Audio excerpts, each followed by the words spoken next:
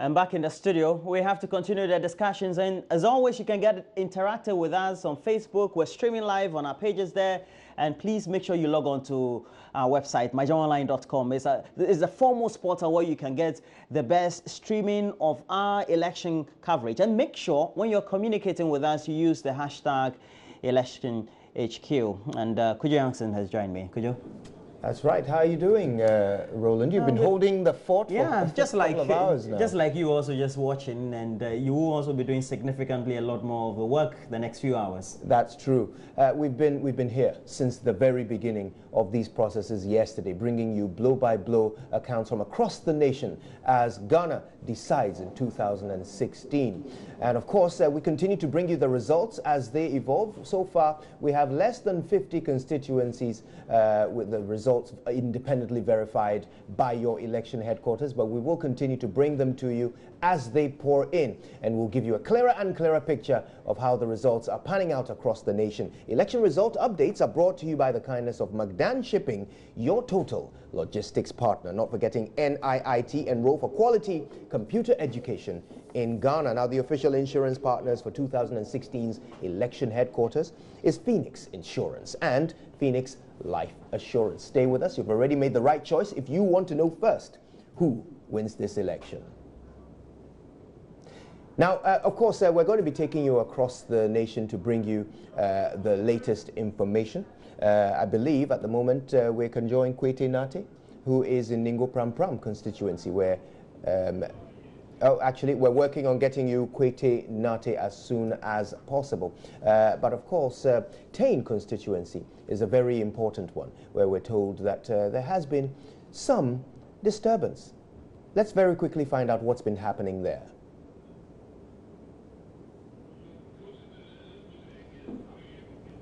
Right, okay, we're told that Tain constituency is about to come online, and we will bring that information to you. But I'm not here alone. I come bringing gifts. I come bringing you Ace Ankoma. Kujana Ankoma, of course, is a prominent Ghanaian lawyer. He is also a member of Occupy Ghana, which is a pressure group here in Ghana. They've done a lot of work and put out a lot of information in anticipation of this election. We're going to pick up his thoughts on how things have gone so far and his expectations as well. Ace, good morning. How nice to see you. Good morning, Coach. It's always good to see you. Yeah. It's always a pleasure. Roland. So I wonder where you have spent your night.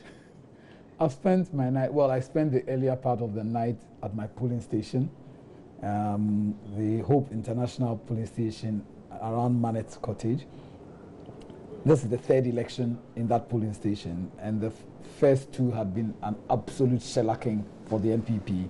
The NDC has won those polling stations. For the first time, the NPP won the polling stations both in the presidential and the parliamentary. So that's how I spent the earlier part of my evening. Then I simply went home and sat in my room and monitored things from my room, nothing else. Indeed. Now, of course, the numbers have been coming through, but also the press conferences have been coming through. The NPP held a press conference to declare that they had won, and then the NDC came out to say that's treasonable. First of all, let's check the legality of this. You know, to declare yourself a winner of an election before the EC does, is that treasonable? Let's get into the language of it. The only official declaration is not even by word of mouth. It is a declaration made by law, and only the Electoral Commission can make that declaration under her hand, under her seal. So we may have announcements, calling. I mean, look, what are you guys doing? You are calling constituencies, right? You certify them. It's not the EC. As of now, I don't know if the EC has issued one certified result. We call it provisional. But you can qualify it whatever it is, but it's still results. It's just a semantics. Yeah, people are out there in the streets jubilating or sad based on what you guys are doing here. So yes, the official declaration, and to the extent that anybody purports to make an official declaration, the person is wrong in law. I'm not sure I'll call it treasonable, but the person is wrong in law. It's not worth the paper it is written on or the airtime that is used to make a declaration. As to whether it is a good time to do these things, the propriety or otherwise of it, I guess that for now, all NPP people believe it was right, all NDC people believe it was wrong. That's the Ghana situation. My view is that I would wish that everybody will tamp down on these for a while, and let's see how things evolve. Whenever I say this, the politicians tell me, you see, that's why you are not a politician. You don't understand the rules. You think everything is law. But there's something called politics, which sometimes trumps law. Not that many things trump law. So one would have wished that they had waited a bit and let things evolve better. Then we have a clearer picture of what's going on. But they claim that on their results, they're good. I'm not sure that a criminal act has been committed yet. I just question maybe the propriety of it based on the circumstances. But look, every 8 years we go through this. We went through it in 2000. We went through it in 2008. It is because Ghana is establishing the trend that we turn it around every 8 years. And you don't kill a giant easily.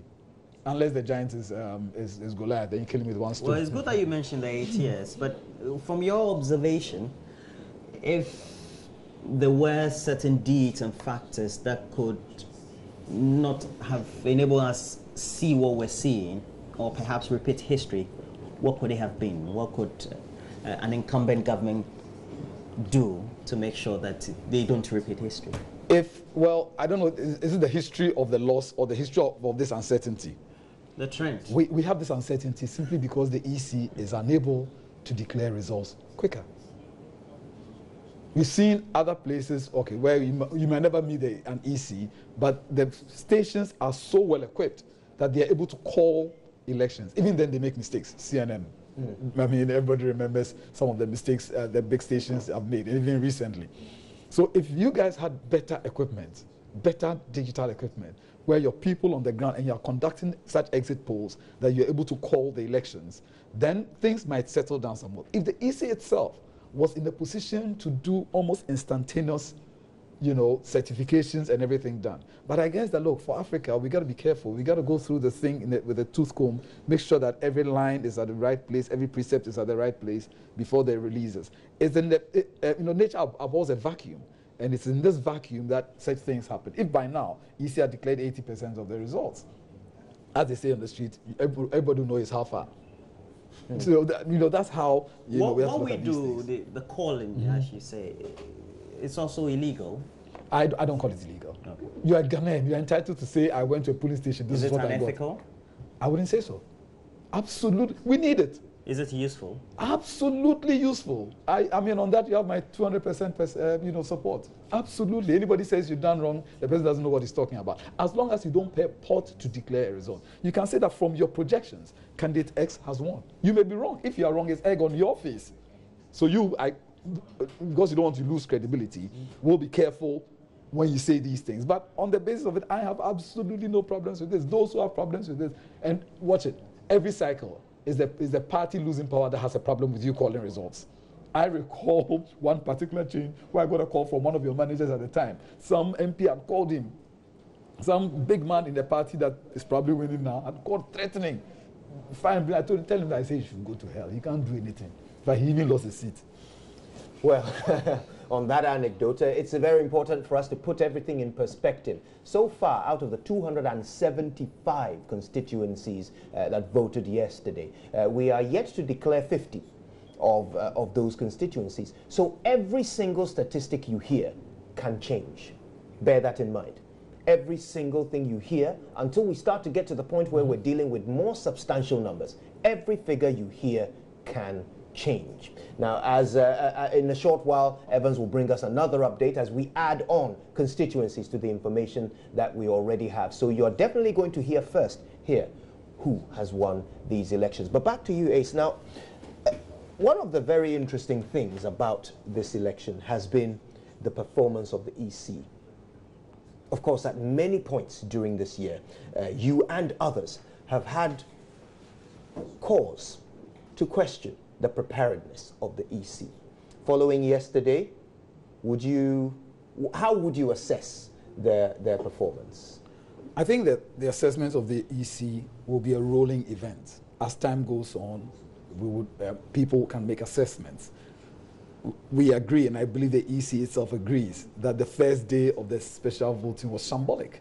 It's apparently been the worst of it in the history of this country. The second day, they seem to have gain some traction. As at now, I give the EC 2 thumbs up so far. Well, I've seen, now you can never be sure, I've seen something that suggests that there was an attempt to hack their site. And the fact that we have no results so far from the EC is worrying. I must apologize to you, Ace. It appears that we have some news. Ewutu Senya, a particularly interesting constituency where George Anda went up against the incumbent Hannah Tete. I believe we have results from Ewutu Senya. Let's go across to Eric Asante, who joins us on the line. Eric, good morning. What do you have for us? Well, good morning. 119 polling station, 24 electoral area, and of course the main contenders, Hannah Tete for the NDC and George Anda for the NPP. Finally, the dust has settled, and before I get through to George Anda, let me run by listeners figures were recorded here at the Ewutu Senya West constituency for the parliamentary seat. NDC 25,664, representing 46.45%. I take it again. NDC 25,664, representing 46.45%. For the MPPs, George Anda, people 28,867, 28,867, representing 52.74%. For the presidential candidates, because of time, let me just tell you about the NDC. President Mahama had 24,845, and of course, Nana Akufo-Addo had 28,874. I have with me here George Anda. He is currently the MP-elect for the Ewutu Senya West constituency. George, the dust has finally settled. You started during the primary, you said you were going to turn Ewutu Senya around. Today, you have the opportunity to represent Ewutu Senya in Parliament. Your initial assessment? Message, we're able to do that. Thank you very much. Your initial assessment? Well, I think, good morning to your listeners. Ewutu West is spoken. They voted massively for change. They voted for Nana Akufo-Addo to be their president. They voted for myself, Nene George Anda, to serve them in Parliament. And I'm excited at the opportunity to be able to bring change with West. I'm thankful to God. I'm thankful to my family. I'm thankful to my friends. I'm thankful for all those that believed in me. It was a tough fight. I always said it wasn't going to be easy, but I guess that we had a great strategy behind it. We had a great message, and the people bought into our message, and the action that they took was exactly what we expected them to take. So, in short, what was the propelling factor? What propelled? So, which one is mine now? I think Ghanaians are tired of incompetence. They are tired of economic mismanagement. Ghanaians are tired of corruption. Ghanaians are tired of their youth not being employed. Ghanaians are tired of falling social services. They're tired of the National Health Insurance Scheme not working. They're tired of over-bloated projects. And I guess Ghanaians believe in the leadership of Nana Akufo-Addo. Ghanaians remember NPP under President Akufo and what their livelihood was. And Ghanaians definitely voted for change. Ghanaians definitely bought into the message of the MPP, and that is what I believe made it happen. So, Kojo, that was the MP-elect for the Ewutu Senya West constituency, Hannah Tete. The fanfare will start. You can't begrudge the fans. They started already cheering up. And, of course, here at the Ewutu Senya West constituency, it is MP-elect George Anda who walked to Parliament come 7th January 2017. Well, there you have it. The very latest from Ewutu Senya, and the winner of the parliamentary race there was George Nene Anda. We'll be hearing more from him and other winners and losers as our coverage continues. But right now, Evans has a breakdown of Ewutu Senya and their electoral story so far. Well, Kojo, this is one of the shocks so far, one of those big casualties as far as this election is concerned. And we've seen a bit more of that as the day go on. Of course, we've had the Deputy Education Minister, not Okuju Ablakwan, the other Deputy Education Minister dropping his seat there. And this is a significant one. This is the Foreign Affairs Minister we are talking about, who just lost her seat in the Ewutu Senya West constituency, Anna Sewatete. Now, if you look at the trend, it tells you that this constituency is one of those constituencies where you can't be absolutely certain how it's going to pan out. Because if you look at what I'm seeing with the graphs that we have on the screen there, let's go as far back as 1996, and you see the NDC won that seat, 20,000 votes. Now, if you move to 2000, again, the NDC won, increased their votes slightly. When we look at the total number of people who voted that year, slightly lower, but they managed to increase their votes slightly in 2000. But then, look at what happened the next year, in 2004. In 2004, the NDC lost that seat, and they lost it to the MPP. The MPP won that seat by 32,000. Significant margin we are talking about there in terms of 2004 votes. However, if you fast forward to 2008, NDC then comes back and takes back that seat from the MPP and wins it with 49% of the votes. Now, if you do same for the MPP, you see that they lost that seat, and of course, they 23, 47, 45% of the votes as we see. 2012, which is more important for us because it's the latest elections we've had, of course, since 2008. If you see that, NDC won it, of course, that's the Anatete winning that seat, 23,000 votes, 49%. This is pretty significant because if you see how the MPP performs there, from Anatete's 49% to the NDC's, MPP's 39%. There's quite a significant gap there. Let's look at the real votes. 18,000 as against 23,000. That's quite significant. However, as we are reporting, Roland, you want to run us through what the actual votes are for 2016. Let's see whether what has happened. We've seen what has happened, and Sabatete have lost. But I also want to see what is happening in the presidential race in that particular part of the central region. And significantly for the presidential race, we have the candidates of the NDC having 24,000, I believe I'm correct, 845 were writing at the time. And the MPP... You want to say that again for me? 24,845. That is John Dramani Mahama. That's John Dramani Mahama. 24,000. Yes. And as you can see, as we see, this is the current result. In 2012, John Dramani Mahama secured 23,509 in the Ewutu Senya West constituency, as we see. This year, he secured 24,845. So you can see that he's managed from 2012 to 2016 to increase his vote slightly. What happens to that of Nana Dankwa Akufo-Addo? Nana Dankwa Akufo-Addo of the MPP garnered in Ewutu Senya West constituency 28,874. That's significant. Although John Dramani Mahama increased his vote slightly, give or take 1,000 votes. But Nana Dankwa Akufo-Addo, significant leap. Again, in 2012, pardon me, Nana Dankwa Akufo-Addo managed to secure Ewutu Senya West 21,566 votes. In 2016 today, we are talking about what? 28,000? We're talking about 28,874. Give or take 7,000 votes that Nana Dankwa Akufo-Addo has managed to add to his votes. And this is in keeping with the trend we're beginning to see across the country. In many, many cases, John Dramani Mahama is dropping votes by significant margins. And shortly, I'll be telling you the national picture. We are close to 70 constituencies, and you see the drop. Huge.